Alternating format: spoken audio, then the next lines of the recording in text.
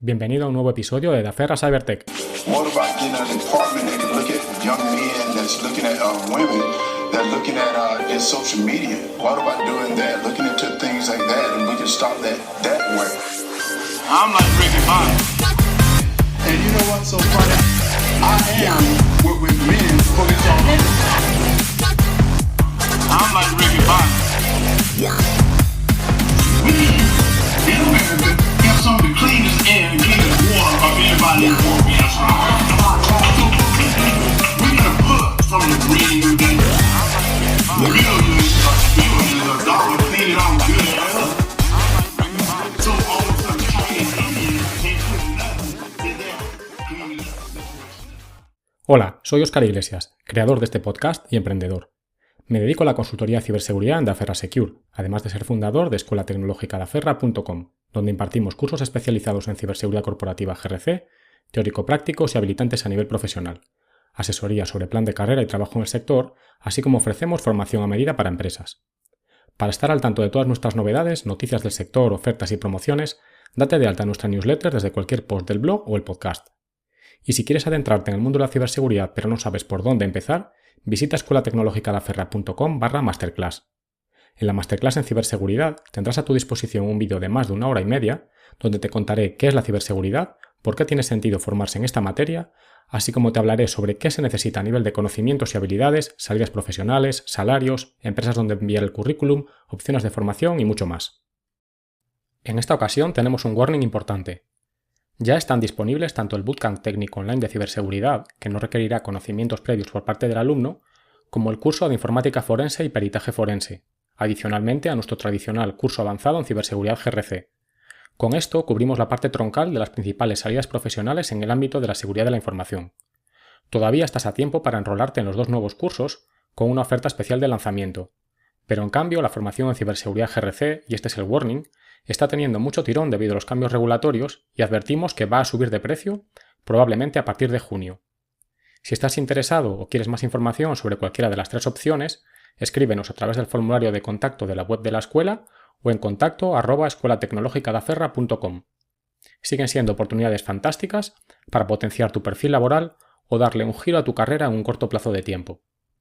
En este episodio nos acompaña Raúl Hussein, un referente en el ámbito de la analítica de datos y la aplicación de la inteligencia artificial en la industria. Actualmente lidera la línea de I+D en sistemas de análisis de datos avanzados en el Instituto Tecnológico de Informática, ITI, en Valencia. Con más de 20 años de experiencia en proyectos punteros de innovación tecnológica, charlamos con Raúl de su trayectoria, desde sus primeros pasos como ingeniero desarrollando videojuegos hasta su papel clave en iniciativas de mantenimiento predictivo, gemelos digitales y ecosistemas digitales de negocio.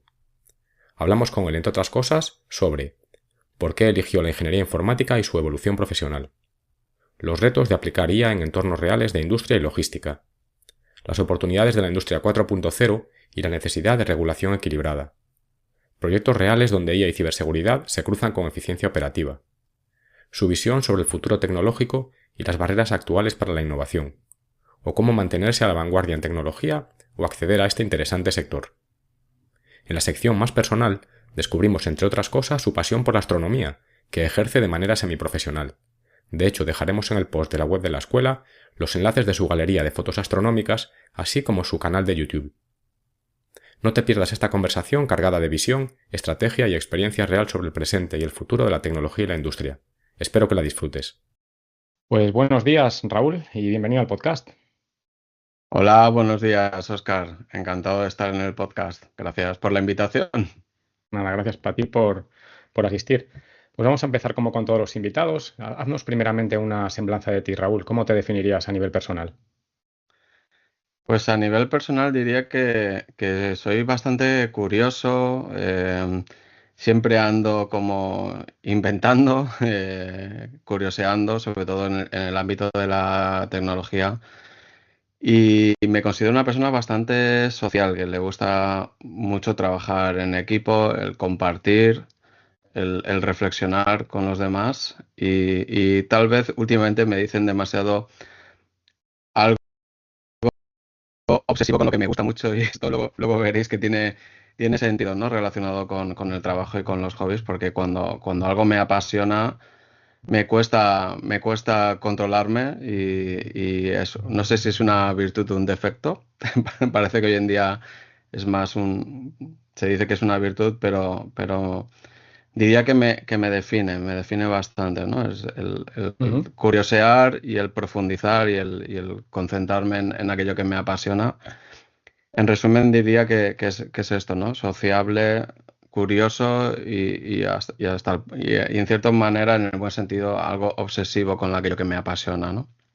Bueno, yo diría que es una cualidad, vamos, una virtud, pero totalmente en extinción. De hecho, la gente ve madrigueras de conejo y huye corriendo. O sea que, bueno, Sí. muy bien, muy bien. Mi familia no sé si piensa lo mismo, pero sí, sí, va Ya, por bueno, ahí. eso es otra historia. Sí, sí. Oye, ¿y qué te motivó a estudiar lo que has cursado? ¿Es ingeniería informática y entrar en este mundo de la tecnología y la investigación, como comentas? Pues a mí la informática me dio pronto, sobre todo bueno, todos tenemos una historia, ¿no? Respecto a un ordenador, a un poco relacionado con la tecnología.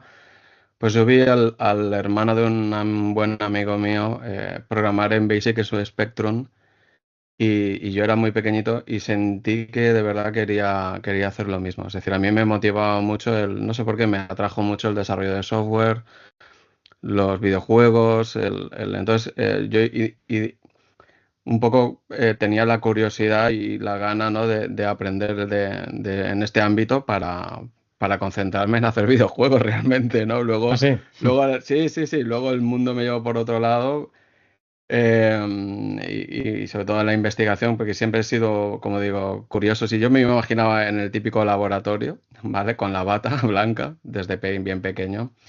Y la informática me atrajo mucho sobre todo por esto, por el desarrollo de software y los videojuegos, ¿no? Y de hecho en la facultad, es una historia larga, no me voy a enrollar demasiado, pero en la facultad pues nos juntamos unos cuantos compañeros en la época donde ni siquiera apenas había internet en las casas, que todo era acceder desde la facultad. Ujú.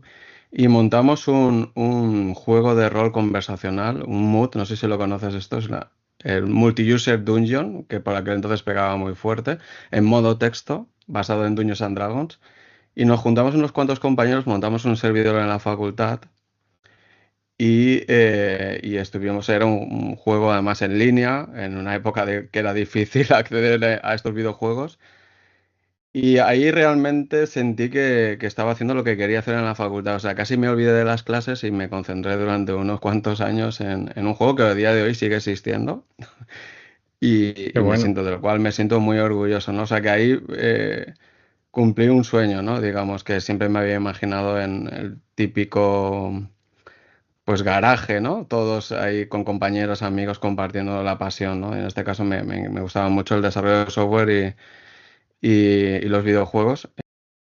E incluso te confieso que en algunas clases de práctica me dejaban incluso programar los profesores en el videojuego porque era conocido y como un proyecto así de alumnos bastante interesante y del cual además tengo que decir que aprendí muchísimo. O sea, aprendí mucho, mucho del desarrollo del software y bueno, esa fue mi motivación, ¿no? Y bueno, aquí estoy.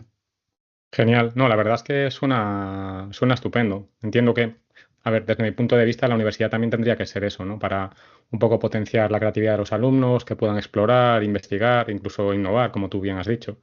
Yo no conozco esos juegos, reconozco. Yo cuando empecé eran aventuras gráficas tipo, bueno, no sé si es similar, pero tipo Monkey Island, de Indiana Jones y estas cosas, pero no eran tan conversacionales Sí, y eran parecidos. Lo que pasa es que digamos que en vez de utilizar un grafismo como eran videojuegos basados en Telnet, en ASCII, eran protocolos muy ya, sencillos.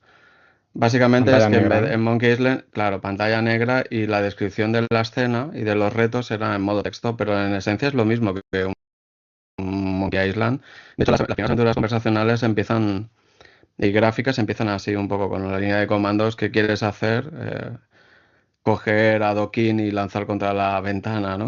Sería un poco en la Ya. base de este juego, pero además que tenía una parte interesante que a mí los juegos de mesa siempre me han gustado mucho, pues digamos que es el inicio de los World of Warcraft, estos juegos en línea, digamos que si investigáis un poco veréis que es la base, es la semilla de la creación de estos juegos en línea, ¿no?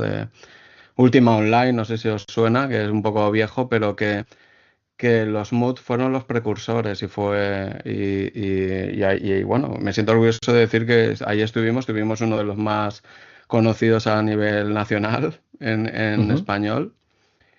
Y en una época donde era difícil acceder a internet, pues la verdad es que ver 150 personas en línea me sorprendía, ¿no? Y fíjate que llegamos a un pico de 40 desarrolladores compartiendo. Caray. Don- sí, sí, además con un driver que nos permitía la edición en línea del juego. Es decir, que estaba muy bien segmentado donde podríamos editar pues las habitaciones, los hechizos, las armas, todo este tipo de cosas, las profesiones, y podíamos hacerlo de manera disjunta, independiente, y poder ir agregando en línea estos cambios, ¿no? Con lo cual fue un proyecto muy bonito desde el punto de vista social, organizativo, creativo, mucho a pantalla negra y ASCII. Y la verdad es que para mí fue una experiencia brutal y te diría que sueño cumplido y bueno, eh, me siento muy orgulloso. Algún día escribiré algo sobre el tema. Muy bien, muy bien. Oye, pues ahora imagínate que yo fuese un recruiter y me tienes un poquito que contar tu historial, ¿no? Para venderte. Cuéntame un poco tu trayectoria profesional, desde tus inicios hasta tu posición actual en IT. Bueno, mi historia ha sido, yo creo que ha ido también un poco a corriente de las tendencias, ¿no? Tecnológicas. Yo acabando la facultad me imaginaba haciendo el doctorado, ¿no? En inteligencia artificial, pero mi proyecto final de carrera me dio la oportunidad de conocer el mundo empresarial, lo que desarrollé un OCR de escritura manual Ujú. que lo empleábamos para crear asientos contables. Esto lo que hacíamos era registrar las facturas de los autónomos y desarrollé principalmente un software que cogía los tickets, las facturas de los autónomos y ayudaba a las asesorías contables en las tareas de grabación de datos, ¿no? Entonces dejé el doctorado, digamos, esa línea y me lancé al mundo empresarial, con lo cual fue un aprendizaje brutal, porque digamos que se unió dos mundos, ¿no? El mundo también de la venta, el mundo del desarrollo de software de un producto, con el mundo también del I+D, porque esta empresa la creamos promoviendo un proyecto de I+D, es decir, por aquel entonces habían programas de creación de empresas de base tecnológica a través de subvenciones, ¿no? Ujú. Entonces ahí empecé a conocer el mundo de la investigación desde el punto de vista de las empresas, no tanto venía un poco de las universidades. Como digo, este proyecto de investigación era mi proyecto final de carrera, pero me tomó 3 años desarrollarlo y acabé un poco en esta dirección, mezclando, como digo, producto e investigación. ¿Qué pasa? Pues este software estaba destinado a terminarse porque la tecnología cambiaba. Por aquel entonces empezamos con las plataformas y aplicaciones web. Y digamos que las asesorías pues preferían que los autónomos registraran en estas herramientas web sus tickets, entonces dejó de tener sentido, ¿no? Este software. Con lo cual, digamos que adaptamos la empresa al desarrollo de plataformas web en el marco también de proyectos de I+D. Es decir, participamos en proyectos de innovadores con empresas, con asociaciones, federaciones por aquel entonces, en el desarrollo de plataformas, tiendas virtuales, páginas web, etcétera, ¿no? Entonces, digamos que ahí tuve que reconvertirme a otro ámbito, tratando de no huir del I+D y tratando de llevar a estas plataformas web también la inteligencia artificial, pero por aquel entonces la tecnología sobre todo estaba muy dirigido, ¿no? A este tipo de soluciones. Afortunadamente, este ámbito me fue llevando poco a poco a que la inteligencia artificial cobrara cada vez más sentido. Hablo de la web semántica, ¿verdad? Empezó a pegar fuerte. Ujú. Los buscadores, todo esto, ¿no? Y los recomendadores, bueno, un poco la parte de visión también. seguía en el I+D y yo siempre me había imaginado trabajar en la investigación. De ahí acabé en el Instituto Tecnológico de Informática. Digamos que de mi aventura empresarial acabé en un centro tecnológico trabajando en proyectos muy similares, ¿no? Y a día de hoy, si bien pues he tocado un poco muchos ámbitos, he estado muy concentrado en proyectos de Big Data, nunca he abandonado la inteligencia artificial, pero llevamos como unos 5 años donde la inteligencia artificial ha pegado muy fuerte y digamos que ahora es donde más estoy prestando atención, ¿no? Pero que a modo de resumen, pues un poco siento que he ido como a remolque de las necesidades de las empresas, de la sociedad, las tecnologías que en ese momento han sido necesarias, principalmente para innovar y resolver problemas. Yo creo que no he abandonado nunca la investigación, más aplicada o no,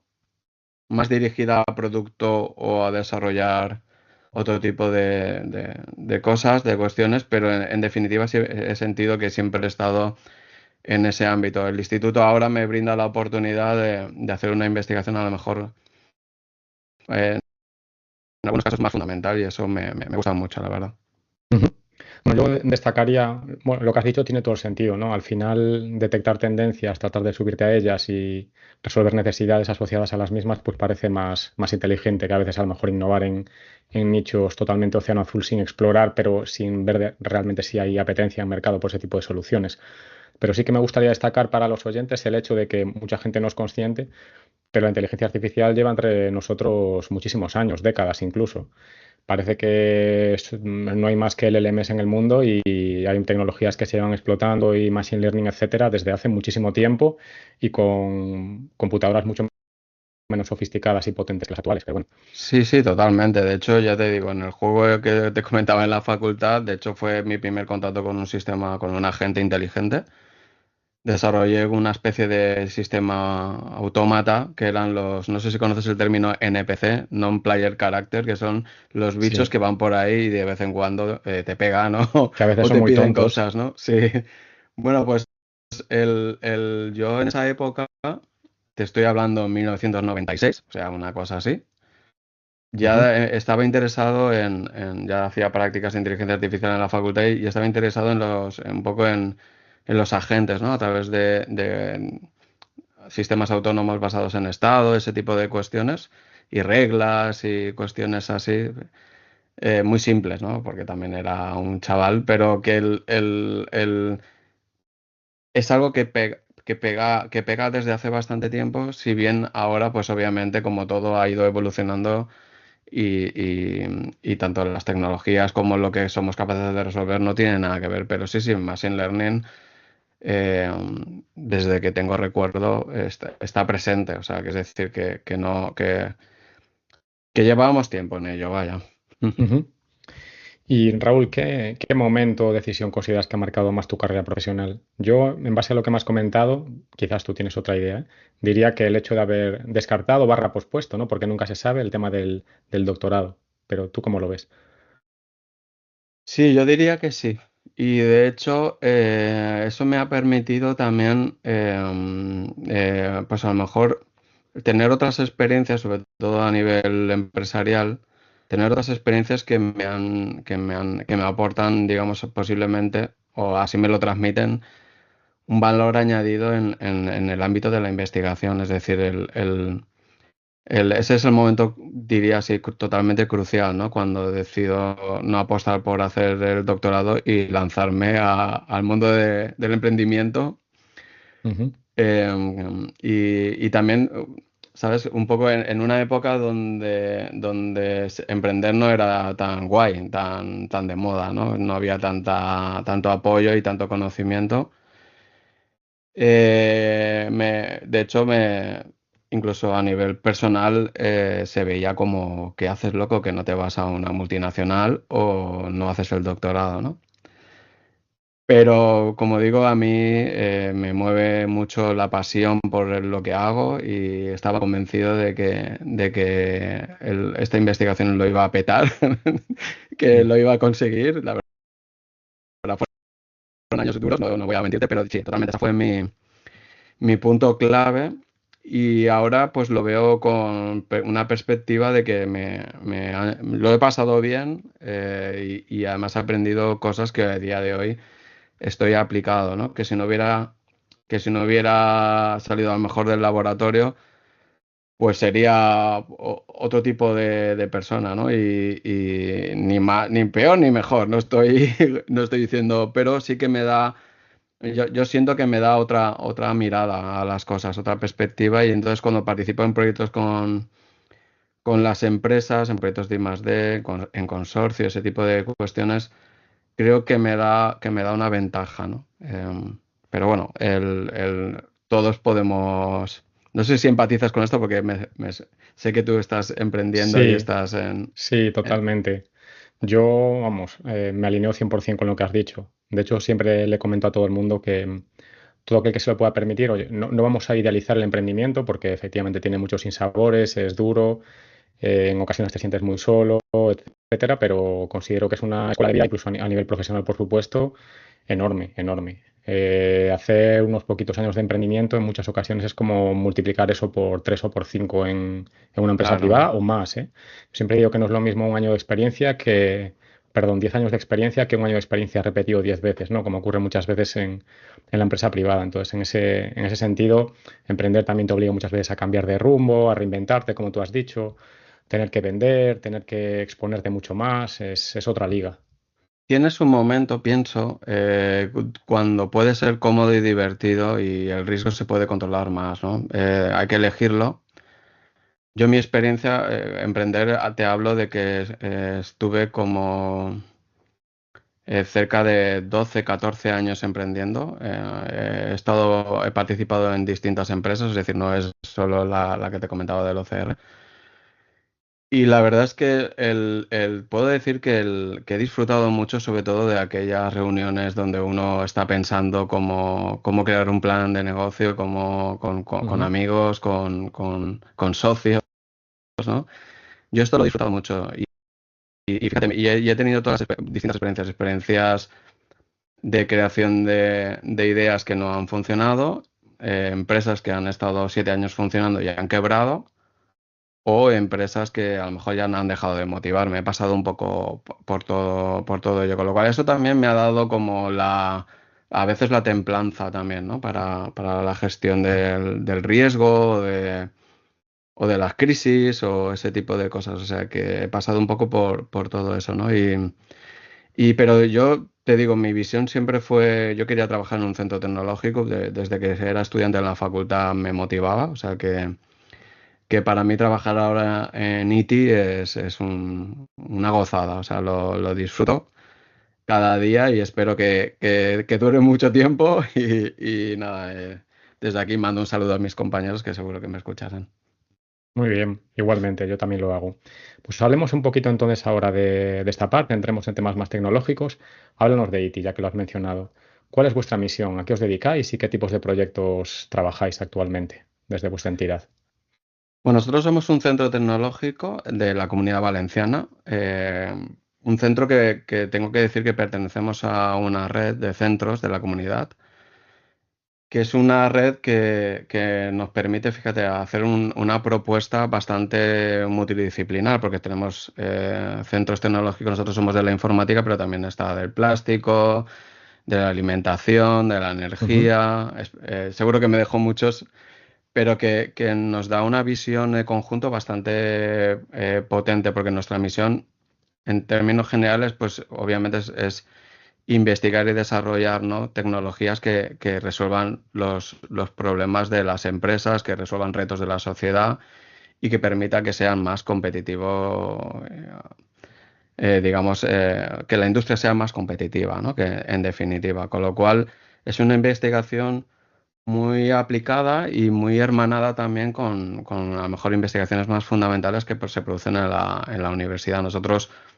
nacemos hace creo que más de 30 años en la Universidad Politécnica de Valencia y siempre hemos tenido una relación muy estrecha con la universidad. De hecho, nuestras líneas de investigación están, digamos, codirigidas con catedráticos de la universidad, ¿no? Entonces, esto nos da esa visión de poder comprender y aterrizar y transformar, digamos, la tecnología para que sea aplicada a las empresas. Suena muy, pero y ahora un poco todos estamos en todo, que es necesario por otra parte, pero digamos que esta es nuestra mayor misión, ¿vale? Y por ejemplo, te puedes imaginar cuál ha sido un papel de un centro como ITI cuando ha irrumpido la inteligencia artificial generativa. Es decir, cómo las empresas pues han tocado nuestra puerta por decir, oye, ¿esto de qué va? ¿En qué me puede ayudar? Ujú, claro. Ayúdame, ¿no? A comprenderlo y a aplicarlo, ¿no? Que sería un poco nuestro papel en resumen, ¿no? Y la verdad que en el tipo de proyectos que hacemos es difícil de... Voy a intentar resumirlo porque tenemos distintas líneas de investigación.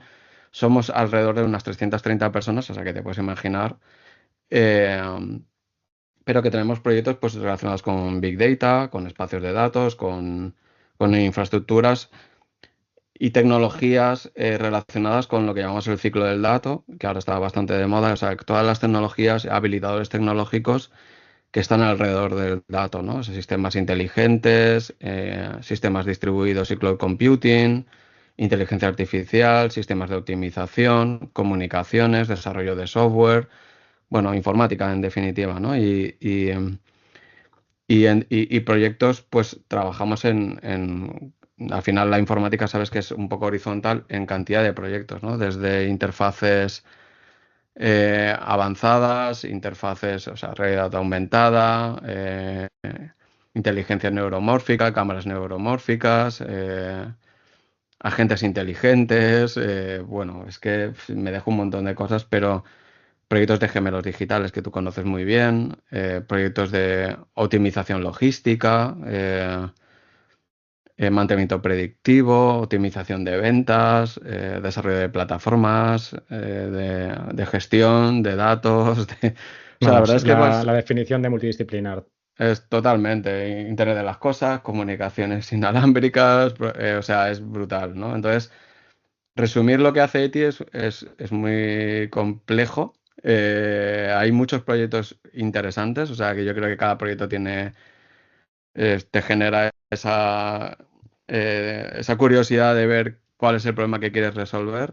No sé, por ejemplo, pues estoy en un proyecto de plantas termosolares donde vamos a utilizar una nariz electrónica para detectar gases que son nocivos para la salud, por ejemplo.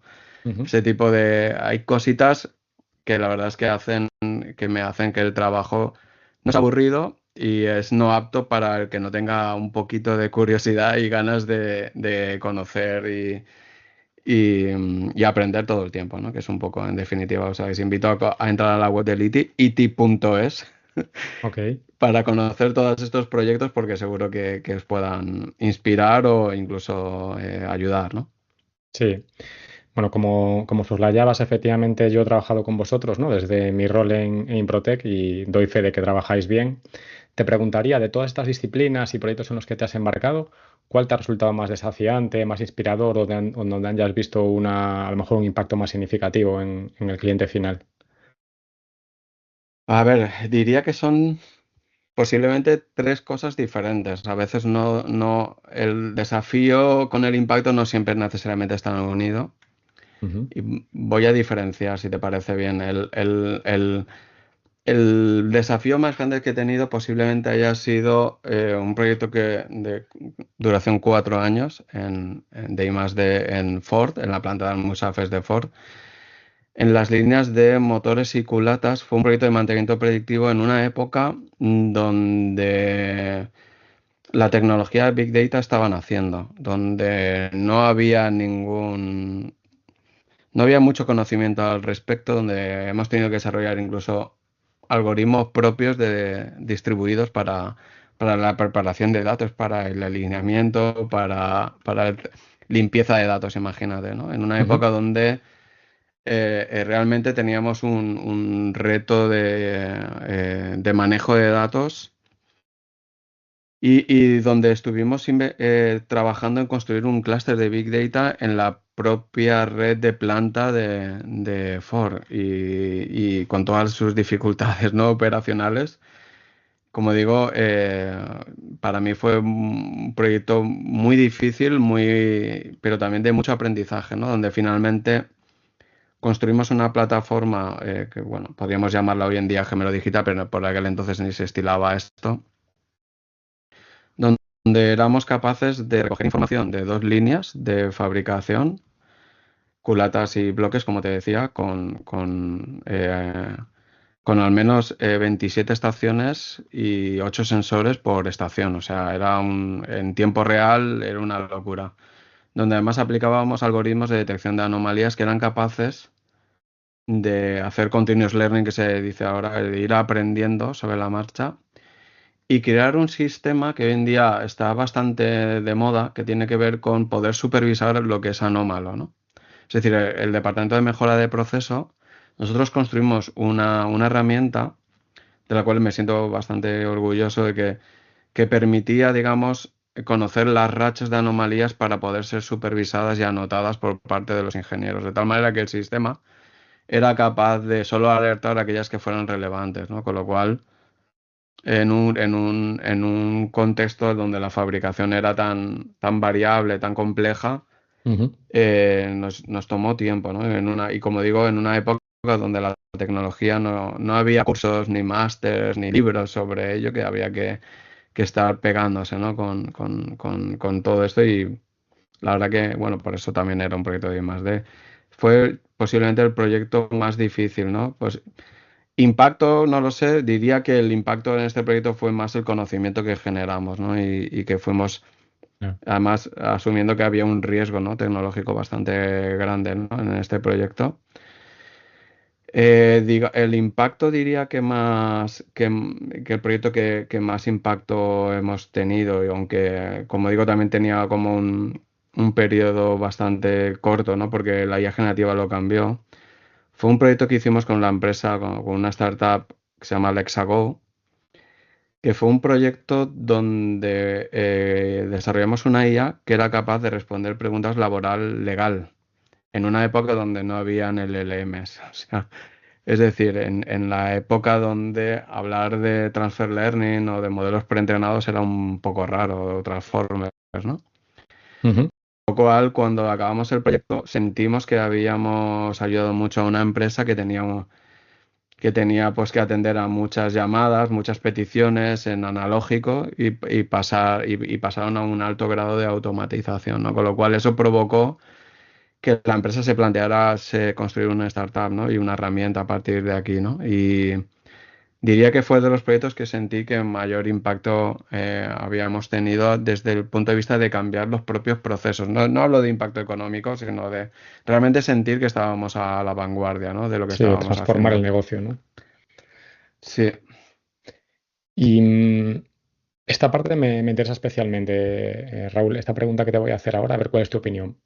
Porque evidentemente tú en este sentido, ya por tu propio interés personal y ahora profesional, estás a la vanguardia, ¿no? En temas tecnológicos y de inteligencia artificial. ¿Tú qué opinas del uso de la IA hoy en día por parte de las empresas? O sea, ¿lo ves como una oportunidad? ¿Qué barreras detectas? Este hype que existe hoy educado, incluso las valoraciones de esas empresas tecnológicas. ¿Cómo lo ves? Hay muchas personas entre las que me incluyo, que estamos viendo que el sentir desde fuera, ¿vale? Efectivamente, sin estar muy metidos y no conocer el micro detalle, pero como que se está haciendo una especie de meseta, ¿no? Que empiezan a salir muchas herramientas y servicios muy parecidos y que incluso las mejoras que se producen en algunos que ya están en el mercado son muy marginales.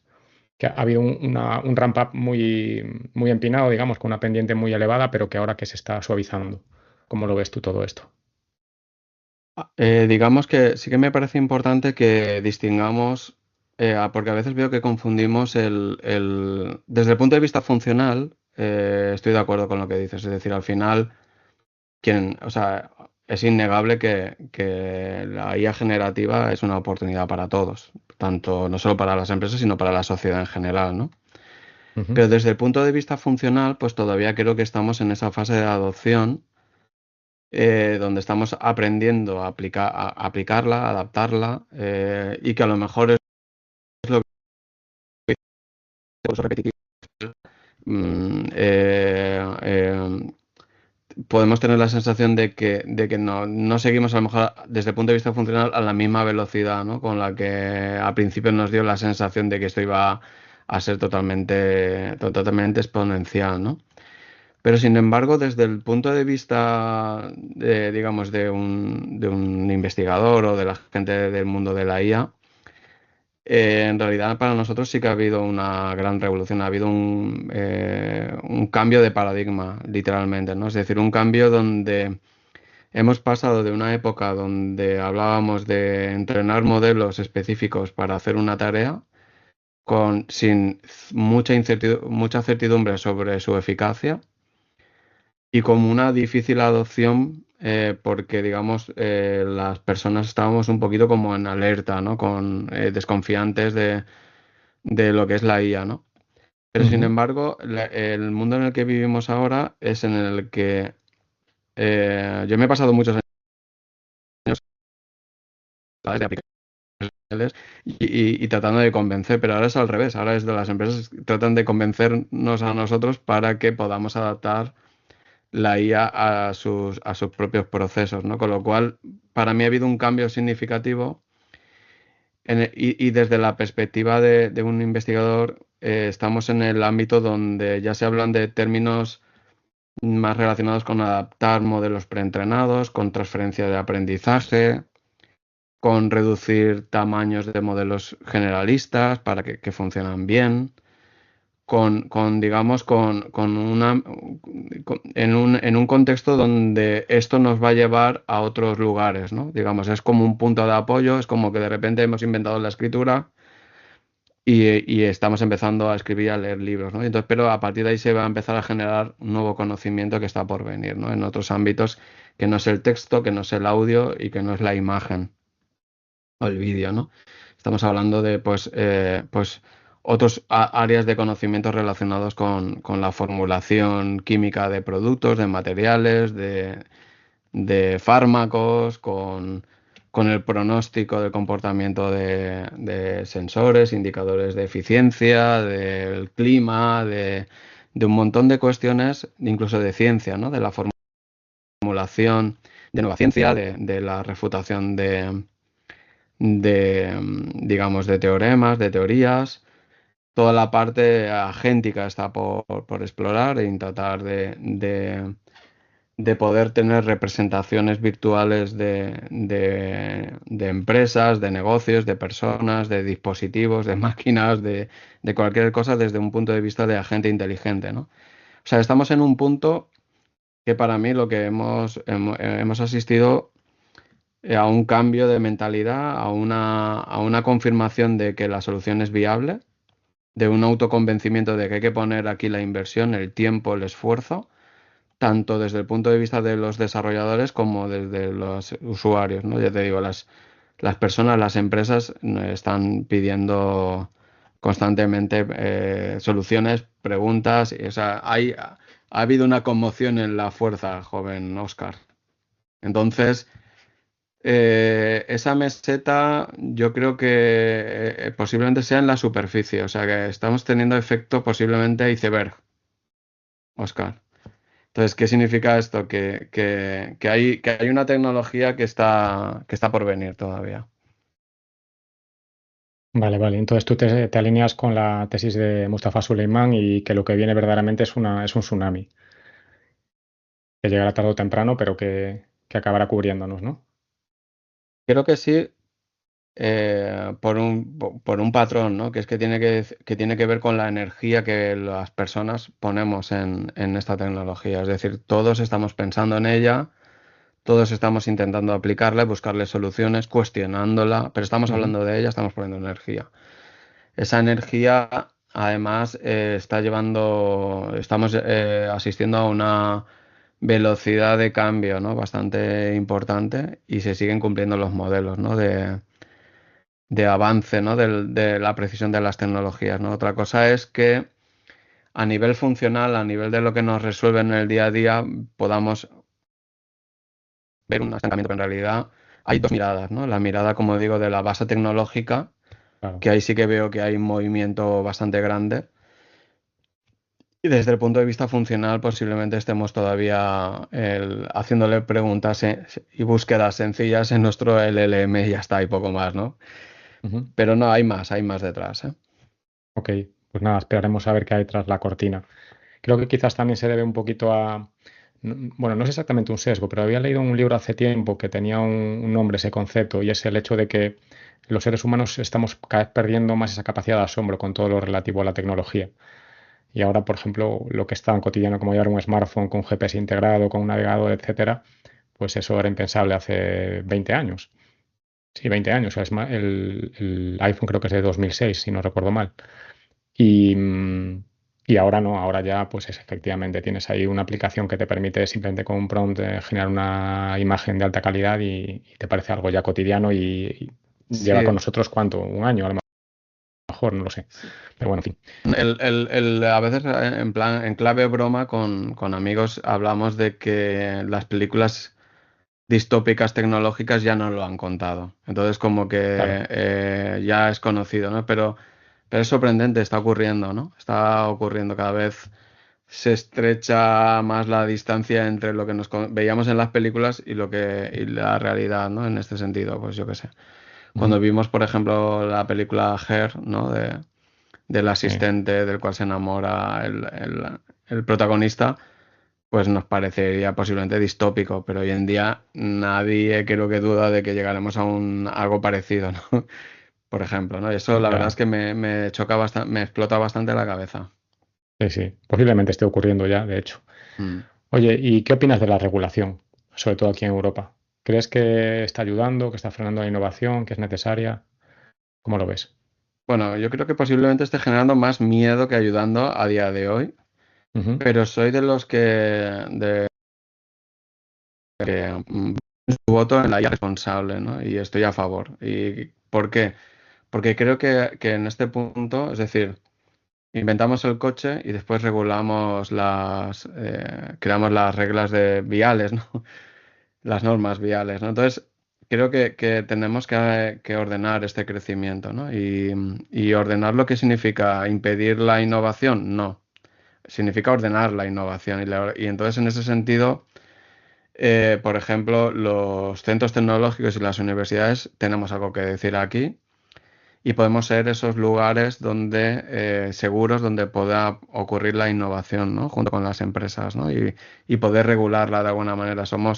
Estas leyes apuestan, por ejemplo, por crear estas islas de innovación, estos sandboxes donde las normas en operación no sean las mismas, donde en ese laboratorio nosotros podamos jugar, podamos reflexionar y podamos controlar, ¿no? Porque estamos viendo que si no, esta tecnología puede tener un impacto un poco, no sé cómo lo percibes tú, pero puede tener estamos en el punto de pensar que puede tener un impacto descontrolado, ¿no? En cierta manera, ¿no? La robótica, por ejemplo, ¿no? Estamos viendo que ya hace poco Turquía anunció que ya tenían estos robots, ¿no? Que formaban parte de su propio ejército. ujú, Asusta, ¿no? Sobre todo en esta parte, ¿no? Ahora que estamos todos tan sí, sensibles, ¿no? Con los problemas que estamos teniendo políticos, sociales y relacionados con la guerra, ¿no? Entonces, ¿por qué no? O sea, creo que en este momento hace falta pensar, parar un poco y ordenar. Obviamente no frenar y en esa ordenación puede haber obviamente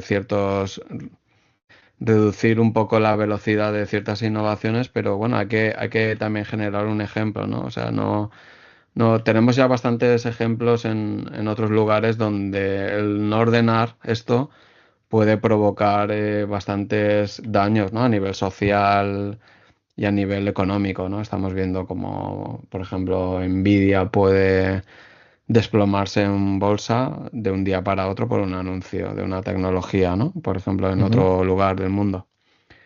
Y esto puede tener unas consecuencias o no. O, digamos esa inseguridad que nos puede dar como ciudadano el pensar que una empresa está desarrollando una tecnología nuestro T-1000, nuestro Terminator, imagínate, ¿no? Sin que haya un cierto control, ¿no? De lo que eso esté pasando. Pero sí que me parece importante de que transmitir que esta regulación está contemplando estos sandboxes, estos lugares donde podemos innovar, donde podemos juntarnos, unirnos, donde esa innovación también puede ser privada, o sea, que no tiene por qué ser, ¿vale? Parece que, que podamos sentir que nos intentan controlar, ¿no? A los que estamos en innovación y no es así.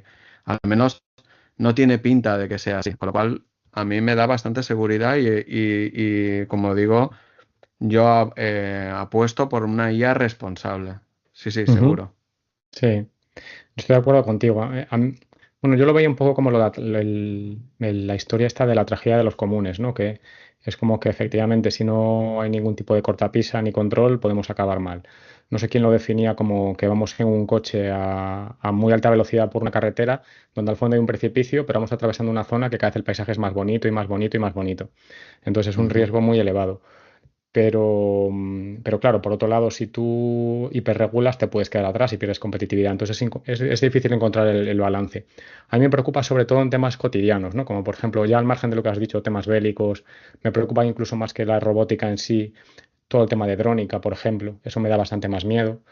Pero ya para tareas cotidianas, como por ejemplo algo más mundano, como contratar un seguro médico, solicitar una hipoteca, etcétera, si ya solo no nos basamos en tu historial, sino además en modelos predictivos, puedes estar muy desamparado como ciudadano, porque al final, efectivamente, puede crear todos esos servicios o todos los beneficios sociales que a día de hoy existen, reducidos a simplemente unos cuantos que por X motivos, pues o incluso por sesgos de algoritmos, pues se ven beneficiados, ¿no? Y eso da un poco de miedo. Sí, pero justamente esta regulación lucha contra ello, es Exacto, decir, exacto, lucha, exacto. lucha Sí, sí, contra los sí. sesgos, ¿no? Y construye un código deontológico, construye, regula y Correcto, forma a los correcto. Por eso veo que profesionales, hay que con lo buscar ese cual, equilibrio, ¿no? sí, Sí. ocurren cosas muy importantes, incluso a nivel macro, ¿no? Porque la IA también, para mí, más que a nivel micro, pienso que puede impactar mucho a nivel social, por ejemplo, con el tema de las fake news, Mm, con la desinformación, está haciendo mucho daño, ¿no? Entonces, porque en definitiva, no es porque antes no se hiciera, sino porque ahora es más masivo, más automático, más creíble, en definitiva. Entonces, sí que me parece importante, aquí hay un riesgo que hay que controlar, ¿no? Entonces, pues totalmente, yo creo que lo necesitamos y obviamente como toda regulación va a necesitar su periodo de adaptación, su análisis, su mejora continua, por sí, sí, supuesto, ¿no? totalmente.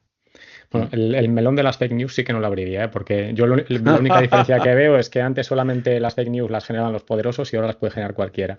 Pero bueno, ese ya es otro tema. Y cambiando un poquito de tercio, ¿cómo ves el futuro de la industria?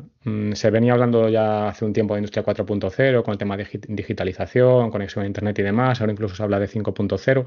¿Tú cómo lo ves desde la perspectiva que tenéis en ITI? Bueno, yo la veo buenísima. La verdad es que la industria, digamos que estamos ya pasando la industria conectada, la 4.0, ya estamos hablando de la 5.0 en un ámbito sobre todo de inversión, de I+D, ¿no? De desarrollo innovador. Posiblemente no todo el mundo que esté escuchando este podcast, que a lo mejor pues trabaja en industria, pues a mí me falta todavía coger este dato o poner este sensor u otro, ¿no, Oscar? Y tú de la tendencia de automatización robótica, inteligencia artificial generativa, de interfaces inmersivos, hay un boom en todo esto.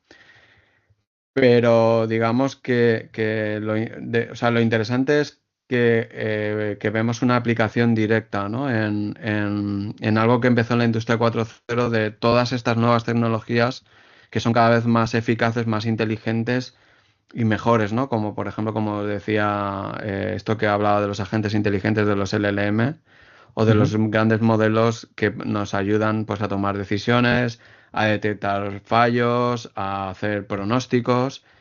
que antes hablábamos siempre de sistemas Big Data, servidores enormes, una gran inversión, ¿verdad?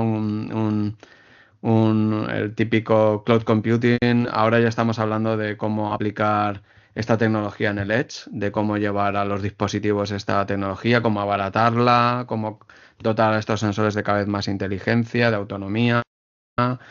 Somos capaces de generar, de simular, de generar datos sintéticos, en definitiva, incluso de luchar contra barreras de la falta de disponibilidad de datos, con lo cual la industria yo creo que está de enhorabuena en el sentido de que hay un tejido innovador que está produciendo cada vez más tecnologías, que está aplicando y llevándolo a TRLs altos, digamos, al día a día de las empresas. Ujú. Y yo creo que, o sea, para mí el futuro es prometedor, sobre todo en un mundo cada vez más competitivo, donde Europa se tiene que posicionar precisamente en innovar en nuevas tecnologías, ¿no? Que estamos viendo que a lo mejor otras industrias como la China, pues nos está un poco apabullando, ¿no? En estas cuestiones, ¿no? Que ha pegado un gran boom. Yo creo que a nivel competitivo en Europa hay que apostar, sin duda, hacia esto y para mí. En resumen es que estamos avanzando en el grado de madurez de las soluciones muy rápidamente, o sea que estoy bastante optimista con el futuro. Lo que hay que hacer es apostar, ¿no?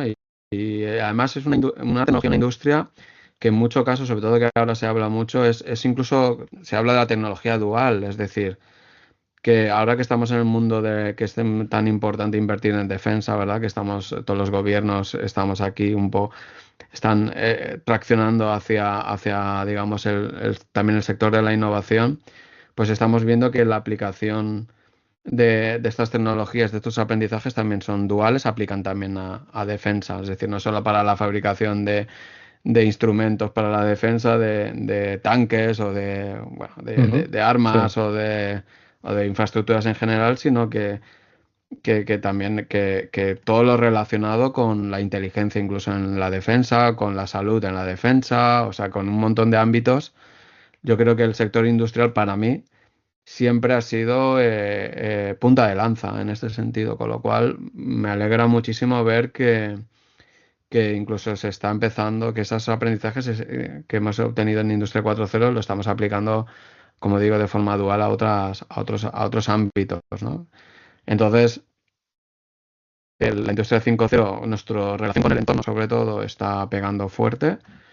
Ya vemos cada vez más iniciativas relacionadas con no solo cómo mejorar mi propio proceso como empresa industrial, sino cómo coopero con mi entorno, por ejemplo, en mi parque industrial, cómo coopero para para agregar valor, para optimizar a lo mejor el uso de mi propia infraestructura, para generar nueva economía. Se está hablando un poco de cómo la industria se relaciona con su entorno, también industrial y con la sociedad, ¿no? Un poco.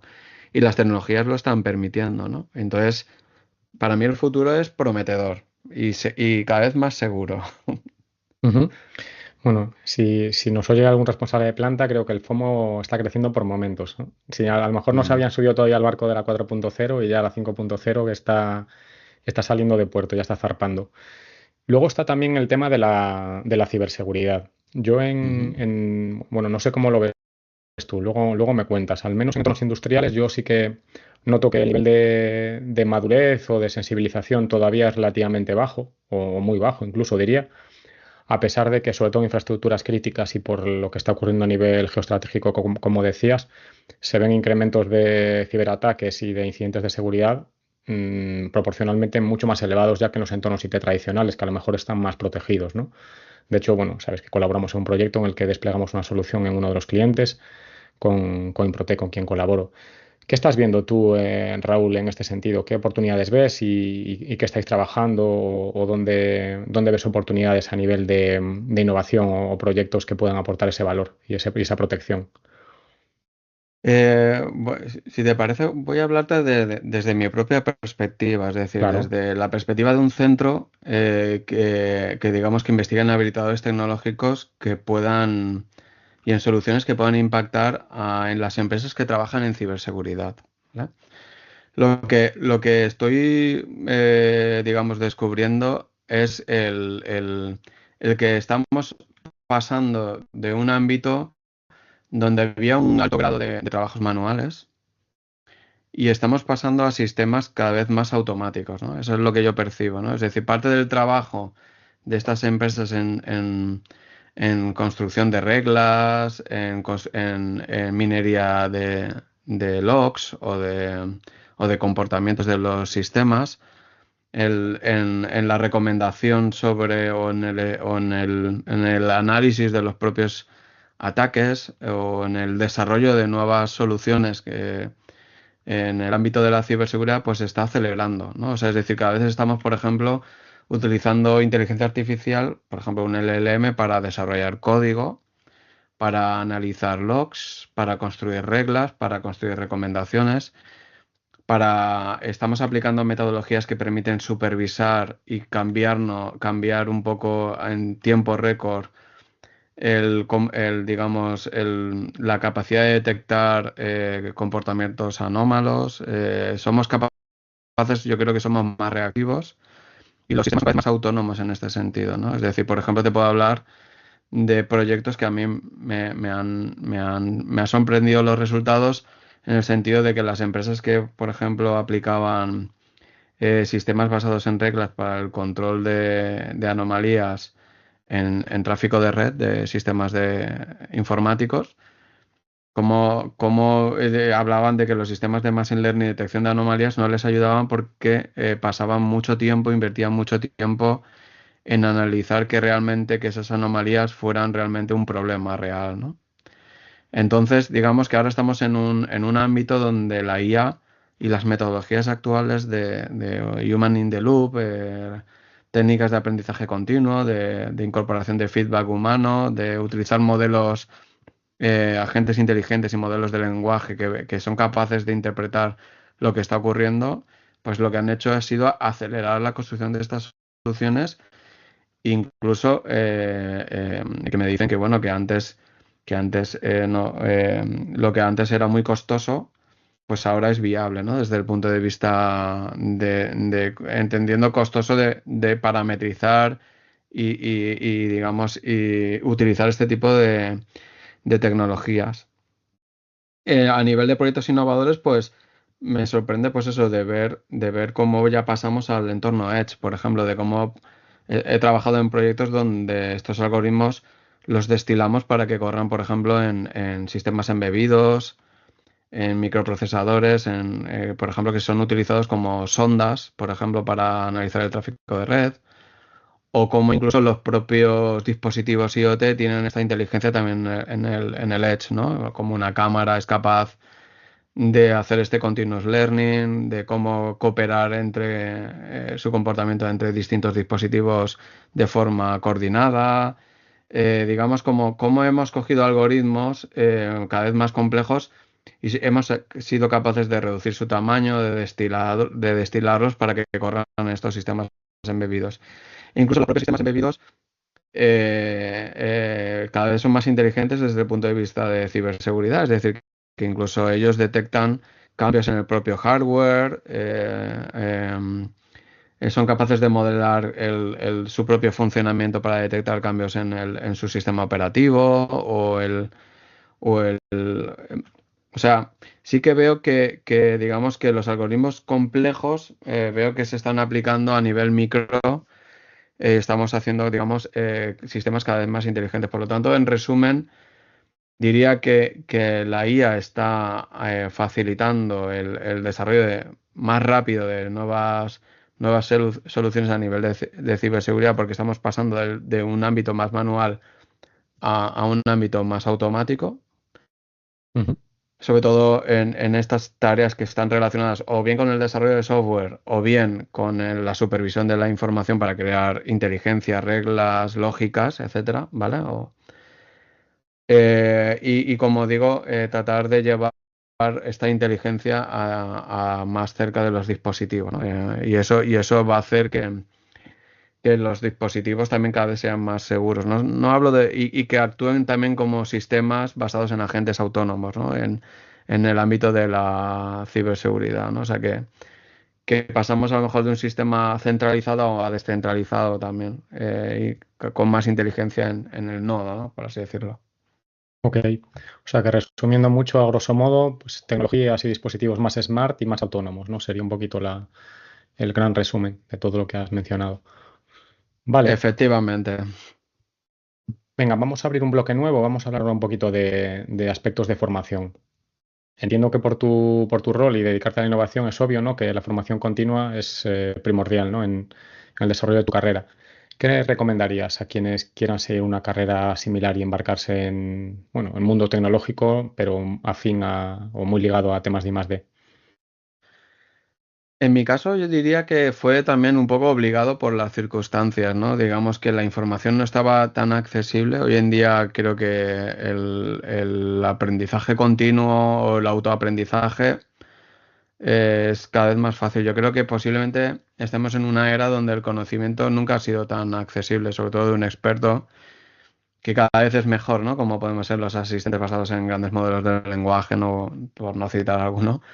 Esto yo creo que nos ayuda a todos, ¿no? A aprender tenemos nuestro experto a tiro de nada, de clic. Entonces, la formación, digamos que para mí la formación reglada es importante en estos ámbitos de la inteligencia artificial, Big Data, Internet de las Cosas, Industria 4.0, cada vez encontramos más. Ujú. Pero en un ámbito donde no para de cambiar, digamos, el conocimiento, necesitamos cada vez más estas herramientas y la capacidad, digamos, nuestra propia habilidad por adquirir nuevo conocimiento en un tiempo récord. Yo creo que eso no solo me define a mí, sino me define, digamos, el lugar donde trabajo. O sea, es decir, define a las personas con las que trabajo o incluso con las empresas con las que trabajo también. En líneas generales estamos ahí, ¿no? Entonces, diría que la recomendación que haría, sobre todo, es que las consultas se conviertan en experimentos. Es decir, para mí el mayor aprendizaje es la práctica, la curiosidad por hacerlo, o sea, por formular hipótesis y llevarlas a cabo, es decir, que hagas tus propios inventos, tus propios experimentos, que los ejecutes, que los desarrolles y ese aprendizaje para mí es muy importante. Es decir, que a veces siento que la formación reglada un poco peca de esto, ¿no? De la poca experiencia práctica, ¿no? Y esa experiencia práctica, hoy en día estamos en un contexto donde cada vez es más viable, cada vez hay más conocimiento en la red, cada vez tenemos más estos asistentes que nos pueden ayudar y un poco nos pueden suplir nuestras carencias, ya sea a nivel más científico o a nivel más tecnológico, me da igual. Entonces, digamos que mi recomendación en formación es que pruebes, que pienses en cuál puede ser tu proyecto personal. Como decía, a mí, a lo mejor esto sí que me ha marcado un poco porque he emprendido, he creado proyectos personales constantemente y te diría que es el lugar donde aprendo y donde más disfruto y digamos que es algo que fomento tanto a nivel profesional como a nivel personal, ¿no? Incluso, y trato incluso en mi día a día, en mi trabajo en el departamento, fomentar que esto sea así. Pero bueno, es difícil hoy en día, pero sobre todo en las empresas, a lo mejor la gente que trabaja en empresas puede pensar, bueno, esto, Raúl, es una quimera, un unicornio, ¿no? Es muy bonito decirlo, pero luego hacerlo requiere su tiempo y no digo que sea fácil, requiere de un extra de pasión y de a lo mejor de un compromiso social, casi diría, de las empresas. En un centro tecnológico me parece más fácil esto. De hecho, hay cierta sensibilidad hacia ello. Yo creo que además es un debe. Pero yo creo que hoy en día, si quieres marcar la diferencia, a mí me impresiona más el número de experimentos y proyectos que hayas hecho en tu GitHub que el número de másters que hayas cursado, por ejemplo, por Ujú. decir algo. Posiblemente sea un sesgo mío, ¿eh? También. No, bueno, yo en parte estoy de acuerdo también. De hecho, me alegra que haya sacado ese tema de la parte práctica. Yo siempre pongo el ejemplo cuando me pregunta a veces algún aspirante alumno de nuestros cursos. Efectivamente, los cursos son teórico-prácticos. Tenemos 18 prácticas en los dos cursos y está muy bien la teoría, los conceptos, el conocer normas, estándares internacionales, etcétera, Pero eso, bueno, pues lo tendrás como referencia, en un momento dado podrás consultarlo, pero el saber hacer un análisis de riesgos tecnológicos, el haber desplegado un SIEM, el haber hecho un ejercicio de análisis de inteligencia de fuentes abiertas, etcétera, eso es lo que te da ese bagaje y ese saber hacer, ¿no? Hacer, pero con mayúsculas. Lo otro, pues es mera teoría, pero luego hay que aplicarla.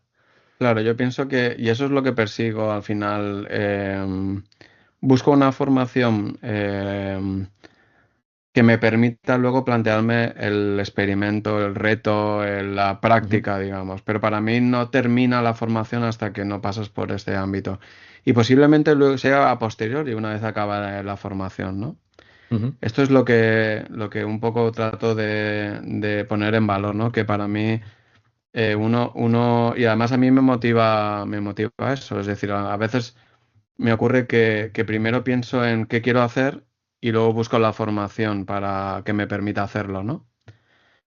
Y para luego volver de nuevo a lo que quería hacer y digamos, y eso es lo que realmente me ha permitido avanzar, ¿no? Suena muy bonito, pero digamos, de verdad creo en ello y creo que es el, el- el camino. Y si desde la formación reglada se fomenta esa disposición, o sea, esa energía, ese planteamiento, yo creo que para todos mejor, ¿no? claro.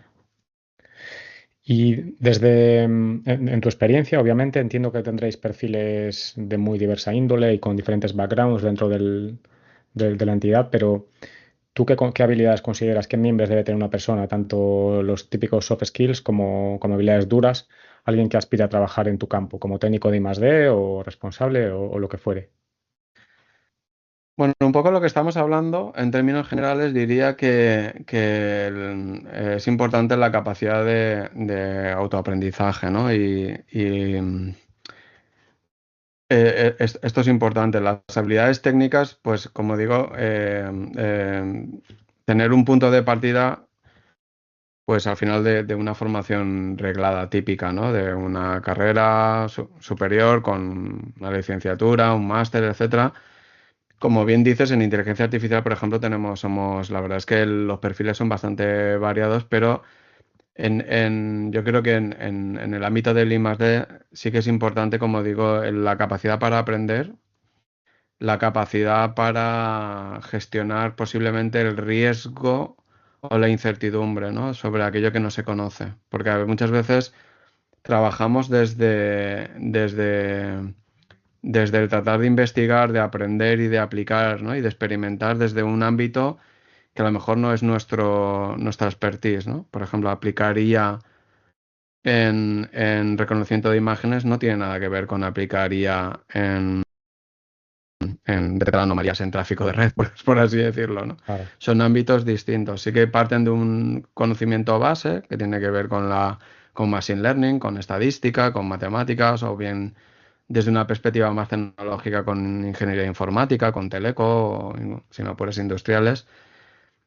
Pero digamos que en el ámbito en donde nosotros trabajamos tienes que ser resiliente desde el punto de vista de gestión bien del partir casi de cero, ¿no? En algunos ámbitos, ¿no? Que tienes que ser capaz de investigar y de traducir cierto conocimiento de otros compañeros, e interpretar papers, experimentar con distintos repositorios, librerías, tecnologías, o sea, un poco enfrentarte a ese desconocido, ¿no? Es que realmente parto de formular hipótesis, pero exactamente el camino todavía no lo he definido, ¿no? Tengo que incluso aprender nuevas técnicas, e incluso ser proactivo desde el punto de vista de buscar algún compañero, algún experto, algo que pudiera, digamos, orientarte hacia dónde tienes que trabajar, con lo cual, eso incluso me pasa, Oscar, con algunos proyectos, ¿no? Que trabajamos con empresas que a lo mejor están más acostumbrados a trabajar con una ruta muy definida, con una metodología muy Ujú. clara, con un reparto de tareas, con una estimación muy concreta, con una experiencia previa sobre cómo se lleva a cabo o cómo se utiliza cierta tecnología, pero en el ámbito donde yo trabajo no es el punto de partida y entonces la habilidad blanda que tienes que tener está relacionada con resiliencia, con una buena gestión de la incertidumbre, la inseguridad que te lleva el no dominar una temática, sino estar seguro de que tienes la capacidad para aprender y de comunicar que estás haciendo efectivamente ese trabajo. Y no es fácil, no es fácil el encontrarlo, ¿no? O sea, por lo tanto, por ejemplo, en mi campo siempre he apostado mucho por cantera, o sea, por gente que digamos que tenga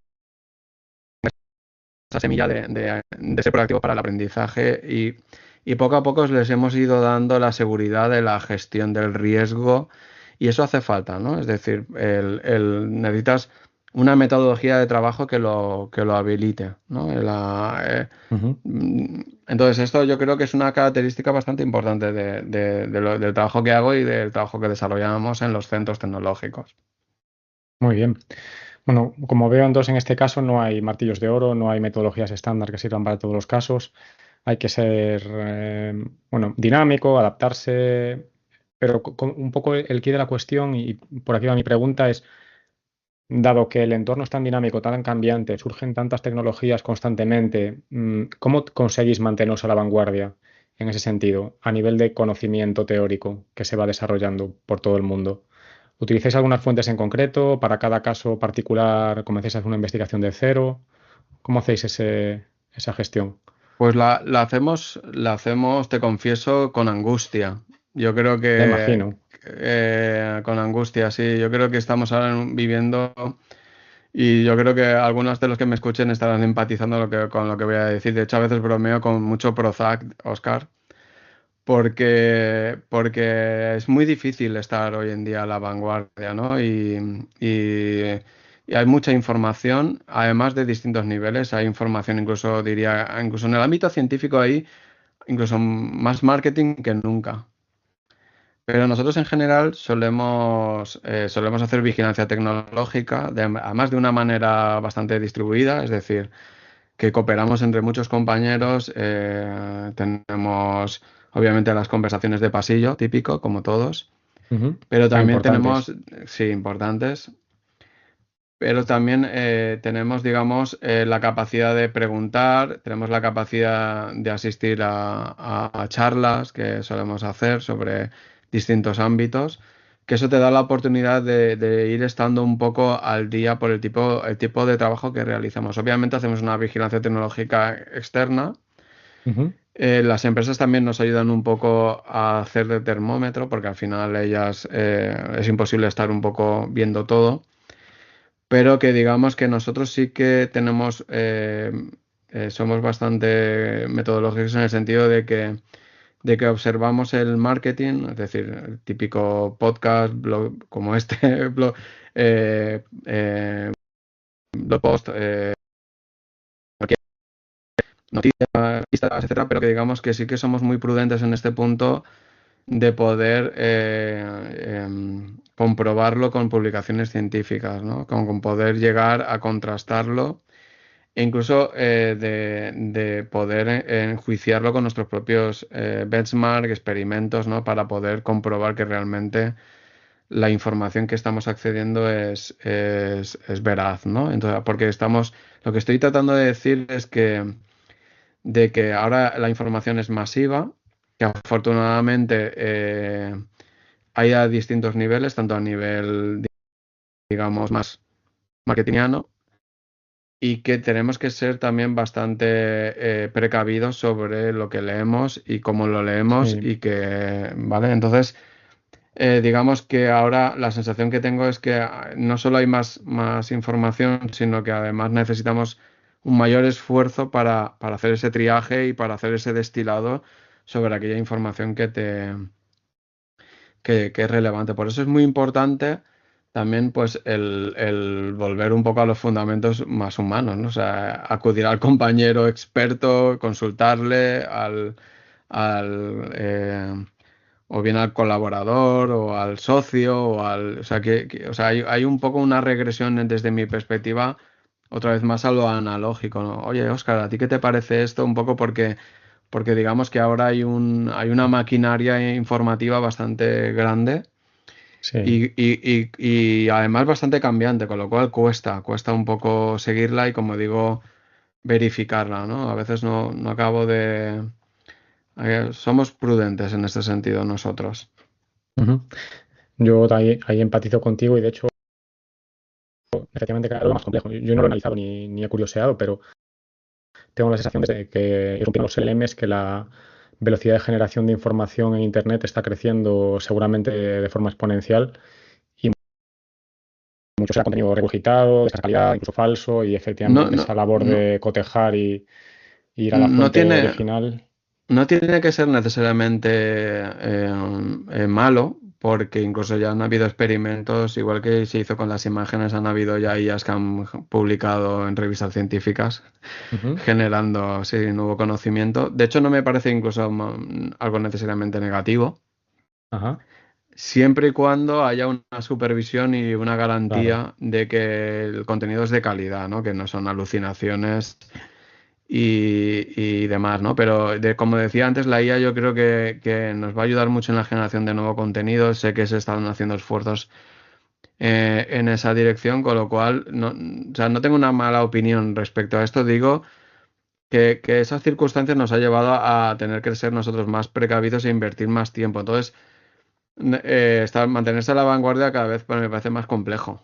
Más Ujú. complejo, necesitamos más ciclos de reloj Mm. humano para un poco atender todo esto. Lo digo en clave broma, pero yo llego a un punto ya de que me cuesta seguir las RSS, me cuesta seguir Tendrás que poner una IA para los filtrar que te podcasts, me ayude. cuesta, sí, me cuesta seguir, me cuesta. Normal. Te entiendo Eh, perfectamente. entonces, pero por eso digo que estas charlas, los compañeros, o sea, sí que es importante para destilar un poco el contacto humano. Creo que ahora está siendo bastante importante en esto, ¿eh? Para poder priorizar, para poder estar un poco al día, ¿no? Ujú. Sí, que nunca se pierda. Bueno, vamos entonces ahora, Raúl, a la parte difícil, que es el bloque personal. Empezamos con un tema del espacio, la astronomía. Sabemos que eres un apasionado de esta materia, que eso lo descubrí de hecho en una charla de café precisamente, gracias al contacto humano que mencionábamos. ¿De dónde te viene ese interés, Raúl, y cómo lo cultivas en tu día a día? ¿Y de dónde sacas el tiempo para hacerlo? Bueno, en la noche cunde, ¿no? Porque la astronomía es algo que se practica, que se practica generalmente por la noche y entonces, pues bueno, el tiempo lo saco, como ves, de dormir poco, ¿no? Entonces eso me ha llevado a tener más canas y más ojeras. Bueno, bromas aparte, pues me viene de casualidad, Oscar, porque digamos que en la pandemia le regalamos a mi hija un telescopio que tuve que montar y que tuve que enseñar a utilizar. Y para mí fue un amor a primera vista. O sea, que es decir, desde que yo puse el ojo y la cámara en el telescopio, dije, bueno, esto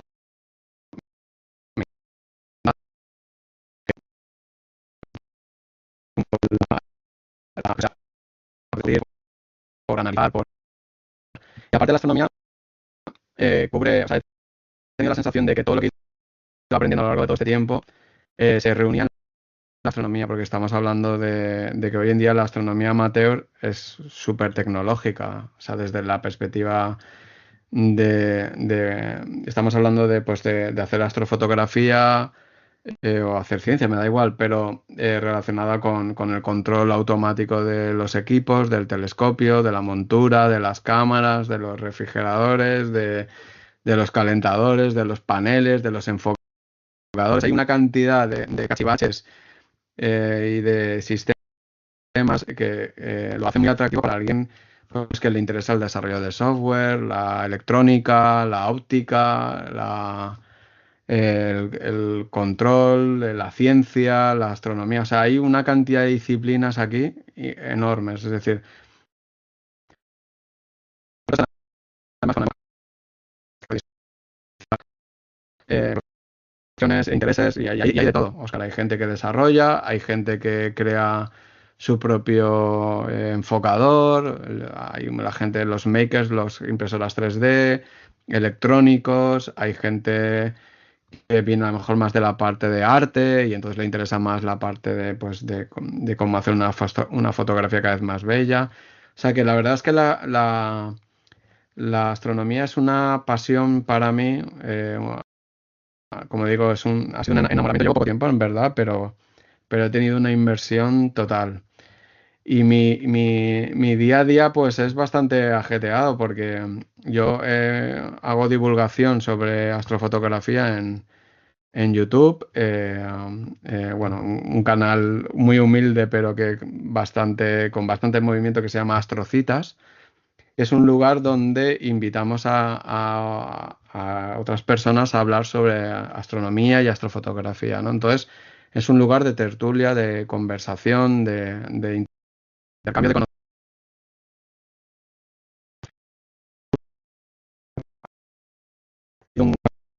una revolución tecnológica que no ha sido acompañado de conocimiento, ¿no? Es decir, es muy difícil para un aficionado encontrar información acerca de cómo utilizar pues, un telescopio, una cámara, resolver ciertos problemas, ¿no? Entonces, para mí sentí que era necesario divulgar esto, ¿no? De unirnos como comunidad, porque es una comunidad pequeña, y poder compartir conocimientos y poder construir un lugar donde invitar a alguien a que pudiera ayudarnos a resolver un problema. Es que el telescopio no me enfoca con este filtro, o qué cámara debería de comprarme, o cómo resolver Ujú. este problema. No era fácil. Las marcas no nos han ayudado mucho. Ha mejorado, pero que es un ámbito que es muy complejo, ¿no? Desde el punto de vista necesitas un alto grado de gestión de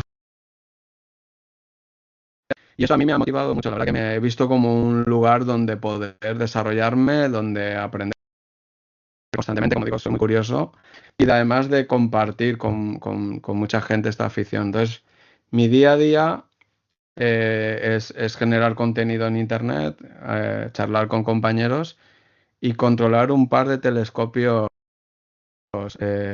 para descubrir cada Ellas. noche. Sí, porque ahora a día de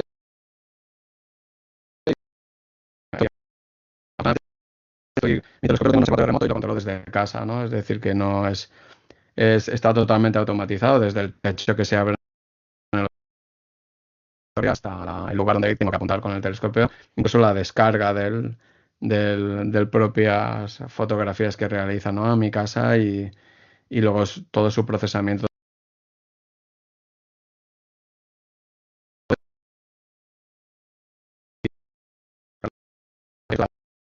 Haciendo el compartir estas fotografías con compañeros, y luego el generar contenidos en internet acerca de esta afición, ¿no? Y en el ámbito del desarrollo, es decir, estoy muy enfocado a hacer desarrollo de software. Ya he desarrollado algún script de procesamiento que, bueno, se ha hecho un poquillo famoso. Eso me ha motivado a continuar, y a día de hoy tengo planes, ¿no? De hacer desarrollo específico, y porque además veo que hay mucho por hacer, ¿no? Y eso me motiva bastante, ¿no? Y me divierte además. Ujú. Jolín, está claro que culo inquieto es una definición que se te queda corta a ti, ¿eh? Pero bueno. ¿Y qué libros o experiencias dirías que han marcado tu vida o tu visión del mundo? A ver, libros. Fíjate, yo soy un poco friki en este sentido, y a mí la narrativa fantástica me ha marcado mucho, porque desde niño es algo que me ha hecho volar la imaginación, ¿no? Y he sido el típico friki que cada año Señor de los Anillos, y me he barrido toda la narrativa fantástica que he pillado, ¿no?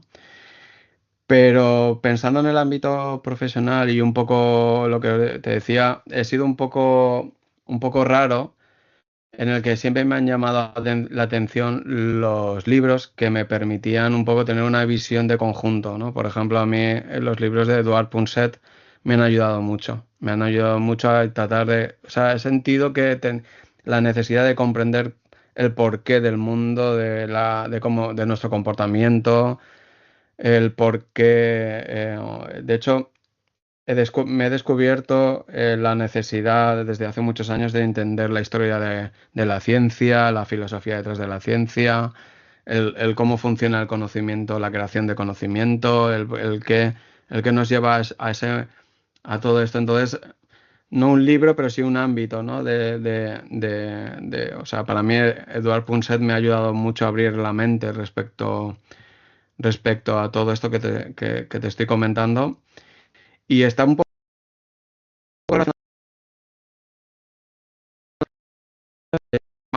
sido los viajes, diría. Es decir, para mí, y también los profesionales, porque los viajes a otros países, afortunadamente, no es que haya bajado mucho, pero los viajes que he hecho a otras culturas, a otros países lejanos, siempre he sentido que me ha cambiado la mentalidad respecto incluso al ámbito profesional, ¿no?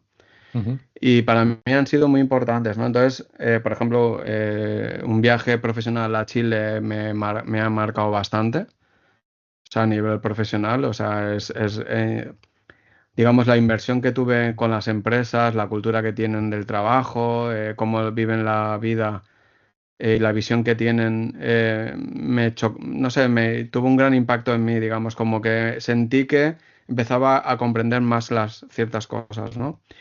Y aparte, bueno, mi padre es palestino.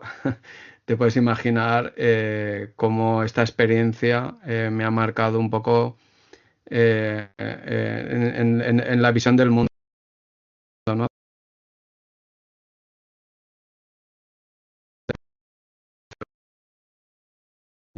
En España, ahora vive en Palestina. Y entonces el haber bebido de su cultura y el cómo yo vivo, digamos, esa fusión entre una cultura más occidental, más europea con la árabe y en este caso con la palestina, yo creo que eso me ha marcado bastante, ¿no? Yo creo que por eso he querido intentar entender mejor la historia del hombre, de la ciencia, un poco me parecía importante de que además eso, incluso en mi vida profesional, creo que me marca también, porque me gusta mucho la visión global, ¿no? Incluso de los proyectos, el metamodelo, el modelo de referencia, el contexto, para mí es muy importante, ¿no? En el ámbito de la IA, de la creatividad, de la industria 4.0, bueno, de cualquier ámbito de la innovación, creo que esto me ha ayudado mucho, ¿sabes? Esa visión del mundo, tratar de explicar el todo, ¿no? Por así decirlo, ¿no? Y posiblemente esa experiencia vital de tener un padre inmigrante, eso me ha ayudado al convivir con dos culturas dentro de casa, con Ujú. dos religiones, con dos maneras distintas de ver el mundo. Eso me ha impactado y además, como digo, mis viajes siempre me han sumado. Es como he ido descubriendo nuevas cosas y tengo la sensación de que seguirán haciéndolo, ¿no? Con lo Sí, cual, totalmente, claro. brico consejo, hay que viajar. Sí, vamos, no lo podría decir más alto. Creo que eso enriquece muchísimo a todos los niveles. ¿Y cuál considerarías que ha sido tu mayor logro hasta este momento?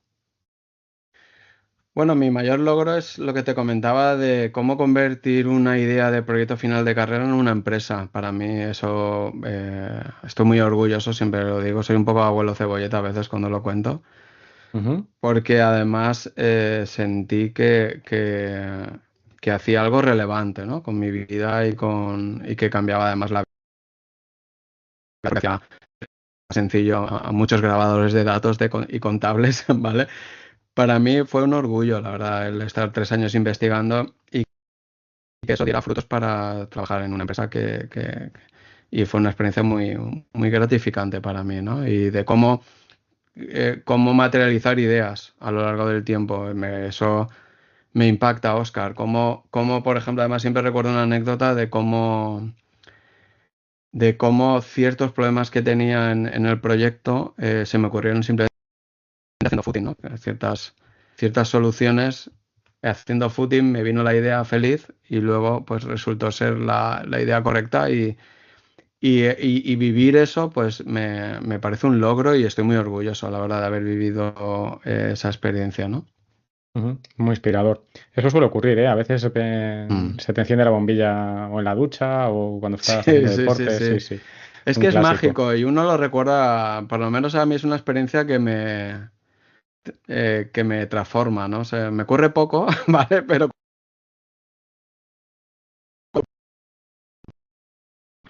¿Y qué lo más en tu forma de pensar en tu carrera?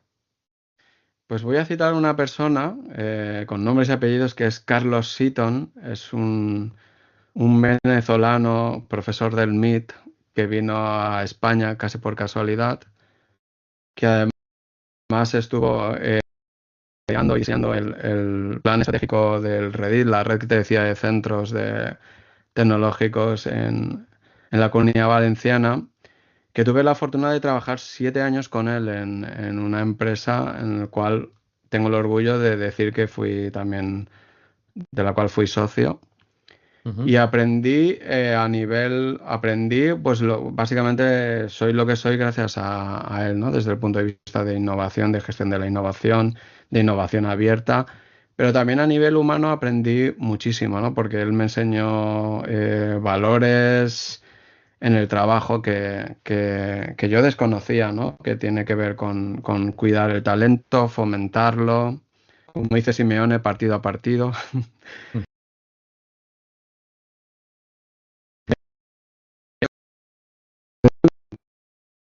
Y de a día practicarlo, ¿no? Y para mí es la persona que más me ha influenciado a nivel profesional, ¿no? De la cual estoy muy agradecido y bueno, hoy en día puedo decir que lo considero mi amigo y bueno, me emociono incluso hablar de él y es una persona que yo creo que no ha dejado a nadie indiferente. Es una persona, Oscar, con lo cual puedes ir a comer a un restaurante y sabes que no va a dejar indiferente a nadie. O sea, es un faro de luz. Ujú. Y Raúl, si pudieses enviarte un mensaje en una cápsula del tiempo al pasado y volver a tus orígenes, los albures de tu carrera, quizás después de recién licenciado, mandar tu mensaje a lo mejor al terminal de ese juego de rol que teníais personalizado para ti, ¿te dirías algo? ¿Cambiarías algo? ¿Le darías algún consejo?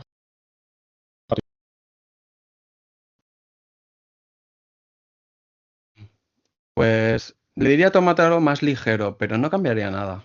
¿No? Tómatelo más ligero, a lo mejor disfruta más del proceso, porque al final es como que mirar atrás es. Yo al menos soy una persona bastante optimista y lo miro siempre todo con cariño y a lo mejor a mi yo del pasado le diría que a lo mejor que disfrutara incluso más, ¿no? Pero bueno, eso también posiblemente no me haría caso, Ya. porque la edad es importante en esto, ¿no? Pienso, ahora ya casi con 50 años, pues es distinto, ¿no? La perspectiva, ¿no? Pero no cambiaría nada y para mí ha sido un proceso muy, muy bonito, la verdad. Muy bien. Eso es que ha ido las cosas razonablemente bien.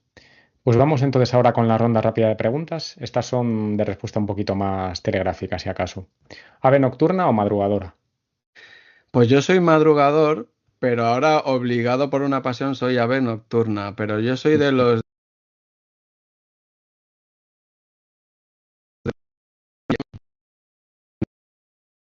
Generalmente me cuesta poco levantarme, pero ahora, claro, para que tengas una idea, ya sé que es telegráfica, pero para que tengas una idea, Sí, pues no, no, ahora no. me toca levantarme a las 2 de la mañana para hacer una fotografía, entonces Ya, estoy ya bueno, casi en ave nocturna.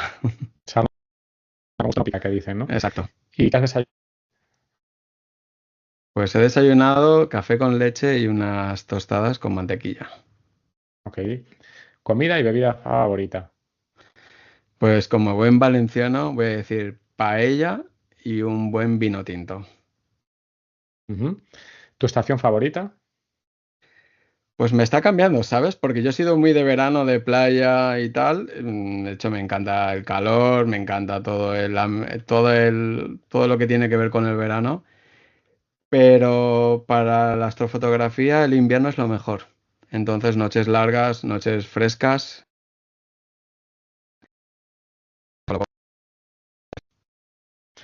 ¿Artista musical favorito? Bueno, yo soy un metalero desde bien niño. Me ha influenciado mucho Metallica, pero ahora voy a decir Tool. No sé si la conoces, un grupo ¿No? bastante psicodélico en el mundo del metal y estoy enganchadísimo. Tool, Cool. ¿De herramienta. dónde son? Son ¿Sabes? americanos. Americanos, ok. Me lo apunto. ¿Una película o una serie? No soy muy de series, ¿sabes? Y eso a veces me viene como bicho raro. Era de series más de niño, con el coche fantástico y ese tipo de cosas. Pero voy a decir una película y voy a decir eh, perdón, El Día de la Marmota, se me ha ido. El Día de la Anda. Marmota de Bill Murray. Yo es una película que veo en bucle y me río mucho y me encanta. O sea, además, la idea del tiempo me gusta mucho. Sí, o sea, me encanta. Esa película es Ok. mi favorita. Nada, que ya has relatado, claro. Bueno, yo soy muy de juegos de mesa, de wargames además. Además he jugado, incluso he competido, incluso no sé si conoces Warhammer 40.000 y juegos de mesa típicos de hexágonos, de Me militar, de suenan, sí. Segunda Nunca he Guerra jugado, ¿eh? Mundial. Pero... Sí, sí, ujú. yo he jugado mucho, tanto en físico como en digital. O sea, he jugado torneos Yo me he incluso quedado en el Risk. online. Así, bueno. Yo soy un poco friki además de esto, o sea, el típico de tener la casa llena de juegos de mesa. Ajá. Últimamente lo tengo un poco abandonado, pero yo era, vamos, de jugar fines de semana, viernes, sábado y domingo, si hiciera falta, ¿no? Y he jugado por carta, ¿no? Por email, por digital, soy bastante friki de los juegos de mesa en general, de los wargames y de todo tipo, Ujú. históricos o ficción, me da igual. Muy bien. Interesante. Y si pudieses escoger un superpoder, ¿cuál sería? El tiempo, como decía, me impacta, no sé por qué, me gustaría parar el tiempo a placer, no sé por qué es como que necesito, a veces pararía el tiempo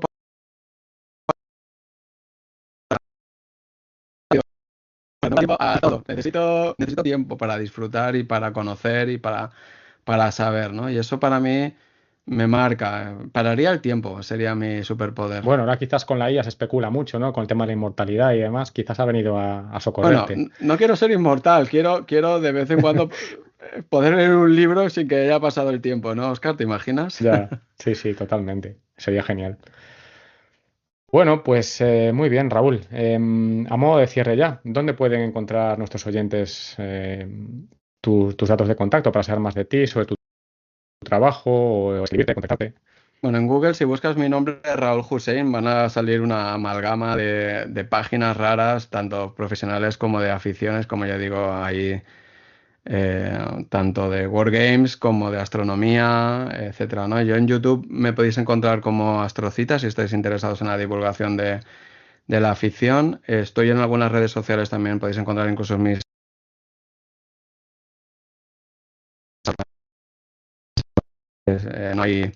no utilizo ningún nick raro, es mi nombre, Raúl Hussein. Y luego también hay en YouTube, hay charlas, hay podcasts, participo habitualmente, ¿no? En eventos y Ujú. relacionados con gemelos digitales, inteligencia artificial, etcétera. Hay bastante información en la red, o sea que te diría que en Google mismo, ¿no? Raúl Hussein en Google y podrás Ok. encontrar todo esto.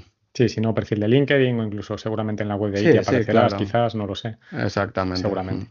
Muy bien. ¿Y a quién nominarías para una futura entrevista en este podcast y por qué motivo? Además lo conoces, porque he estado pensando mucho en esto, sí, y yo tenemos un gen parecido, yo creo, es el David López de Lee Solutions, Data Ajá, Solutions, sí. que trabajamos juntos con él. Es un tipo con el cual conecto mucho porque hacemos, además él es una enciclopedia de tendencias, de tecnologías, podrá hablar mucho de espacios de datos y de ciberseguridad en ellos también, o sea que puede ser interesante desde la perspectiva de innovación y con lo cual yo le nombraría a él. ¿Qué te parece? He pensado en varios, pero él por la afinidad, como nos conocemos los tres, yo creo que podría Ujú. ser interesante que lo Sí, me trajeras, parece ¿no? bien. puede ser un buen invitado, claro que sí. Respecto a lo que dices de congeniar y demás, yo sí que, obviamente ya he entrevistado a unas cuantas personas, pero curiosamente Borja Pintos, que le Sí, conoces también de Gradiant, sí, sí. fue el primer invitado en el podcast, ya hace, pues a lo mejor hace un par de años, no recuerdo exactamente. Pero sí que identifico esos patrones comunes de, obviamente, personas inquietas, que les gusta investigar, que tienen ya esa querencia por la innovación, por el desarrollo de nuevas soluciones, de buscar soluciones a problemas. Pero me llamó la atención que curiosamente también le gustaba mucho la literatura fantástica. De hecho, él de toda de unos libros de un mago, no recuerdo el nombre, pero algo muy similar al Señor de los Anillos. El Mister o seguramente, o sí. No lo recuerdo ahora, pero sí, me ha llamado la Pues atención. O sea, bueno, Borja, si nos escuchas, dinos. no, lo puedo buscar, ¿eh? De hecho, está en las notas del podcast, Sí. el primer episodio. Pero sí. Está claro que hay algo ahí que nos Hay un define. patrón, hay un patrón. Nosotros, de hecho, cuando estábamos en la facultad, nuestra promoción éramos 180 alumnos y nos aburríamos a veces entre clase y hacíamos encuestas para ver cuál era el patrón del informático. Pues no, ya había muchas cosas en común, ¿no? En aquella época, chándal, metalero, que le gustan los juegos de mesa, ¿me sigues? Sí. Hoy en día ya no es tanto, pero por mi época, o sea que hay un patrón aquí que se repite. No, no quiere decir nada. Totalmente. Oye, y bueno, darte las gracias por la entrevista porque ha estado genial, pero ¿te gustaría dejar algún tipo de mensaje final a quien nos esté escuchando o quien esté empezando a formarse o trabajar en tecnología o algo que considere relevante que hayamos dejado en el tintero? Si fuese el caso, pues el micro es Sí, tuyo.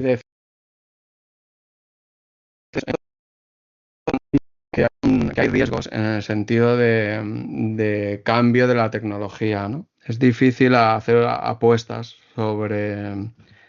sobre dónde formarse o sobre dónde invertir, ¿no? O sobre dónde desarrollarse, porque estamos en un ámbito donde estamos cambiando constantemente, donde las soluciones van muy rápido. Entonces, a mí, por ejemplo, en este punto, me parece importante tener a día de hoy una visión general y global de la tecnología, ¿no? En general. Es decir, que Ujú. especializarse hoy en día tiene sus riesgos, ¿no? Porque, como digo, estamos en un momento de cambio, ¿no? Sobre todo en inteligencia artificial estoy hablando, ¿no? Con lo cual mi mensaje es esta, es decir, que seamos prudentes y que no tomemos grandes decisiones, ¿no? En ese sentido, que estemos esperando a que la ola pase, que es un poco y se estabilice, ¿no? Con lo cual en ese tiempo es importante echar un vistazo general. Ok, se tiene una visión.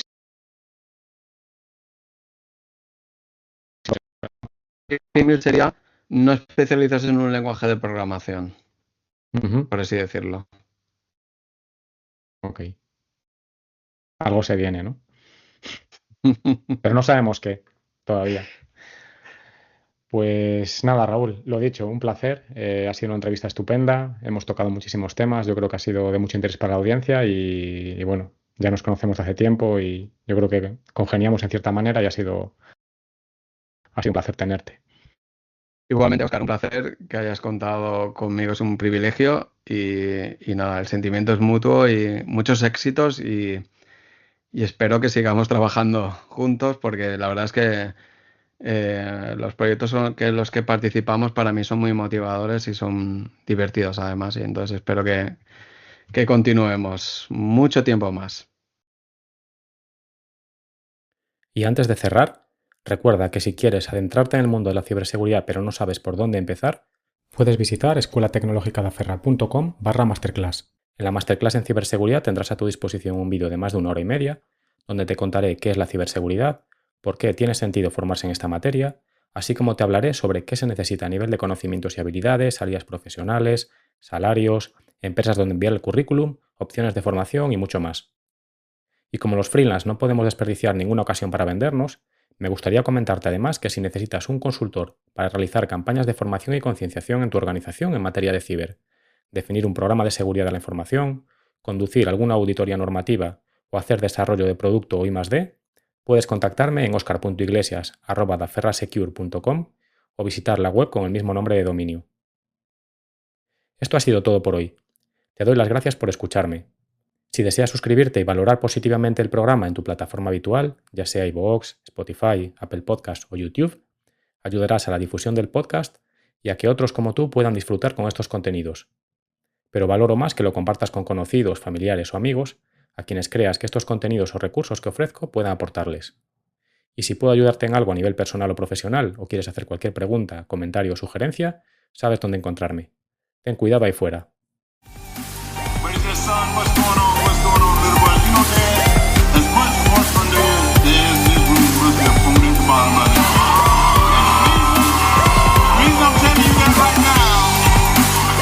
We got a phone at the end of this right here.